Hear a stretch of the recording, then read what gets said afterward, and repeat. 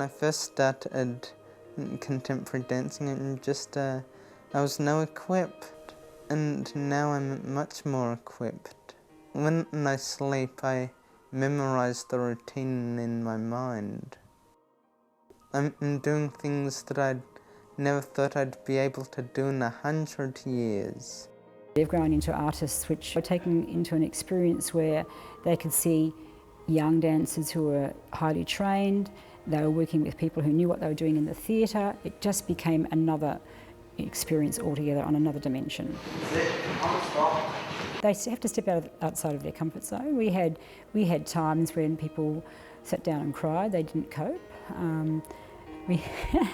We had people who just didn't understand what was going on, and it just took a process of time for them to accept what was going on. Do you want to have a go with Alex? Come on. Come on, have a go. Yeah. Rachel. All right, we'll keep working at that. It was absolutely that this is what we're doing and this is the mark that you have to meet.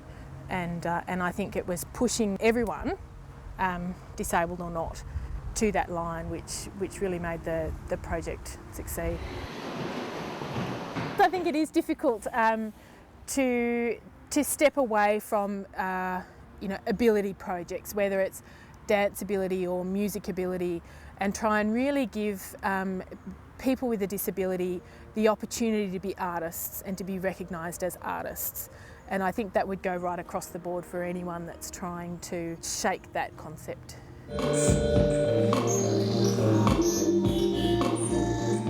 I think it's very hard for a disability organisation to be an arts organisation. It can't. It's trying to provide educational programs, it's trying to provide care and home care and all these things, so it can't wear an artistic hat as such. You need experienced artists to make that vision occur. You need professionals.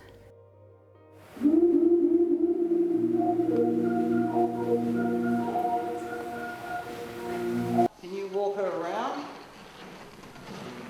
I was very clear from the outset that I wasn't prepared to do it in terms of movement therapy, and that I wanted it to be a project that had high artistic quality. A big misconception, I think, is very much that it's not possible to create a work that has a serious creative agenda, and that it will be so simplistic that you can only appreciate it because you're seeing people with disability.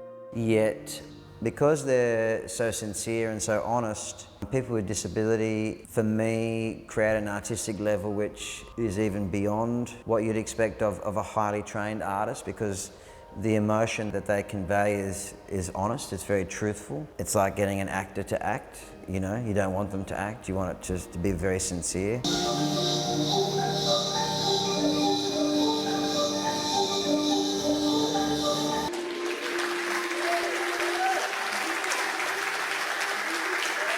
When you would talk to people about it, I think they had a certain perception of what we were trying to do. So there was that sort of communication to funding bodies and to the wider public about what we were trying to do. But then organisationally, I think it was also really difficult to communicate about those artistic outcomes.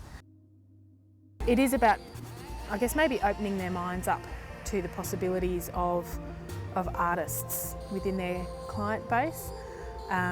And really fostering and supporting that. So, Matt, did you want to... Yeah, Michael. Which one is the next one? See, there was me first, and then again. I think for me, the struggle working with disability organisations is for them to see the true value in what we're trying to do, and that it's not a workshop, it's not the same as when they go 10-pin bowling and things like that. We're really trying to create something that has never been done before.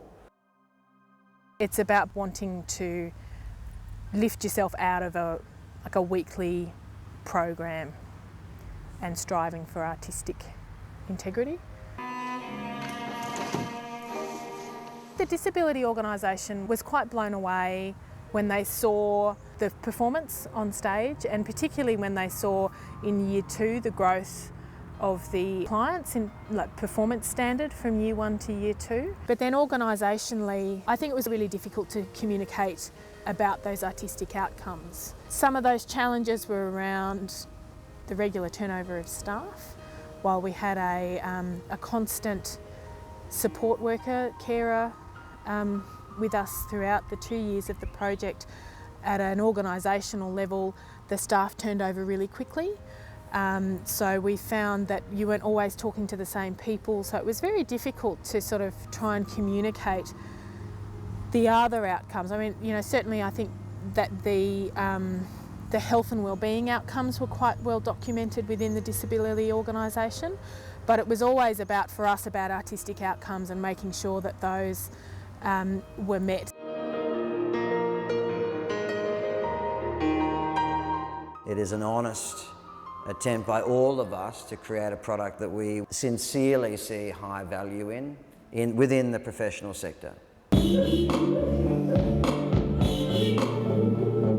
For people considering a partnership, an arts disability organisational partnership, I think it's really important that the outcomes and what you're trying to achieve are communicated at the very highest level. The partnership needs to be two ways as well. I mean, we only ever applied for and only ever got arts funding for Disassemble, and I think that there was another pot of money out there that we could have accessed, but we didn't know what it was because, you know, we're an arts organisation. If we had some directions in perhaps where that money was, then we could have applied for that as well. It just makes you wonder how many people are there out there that just can't access it because people don't understand how it can be developed.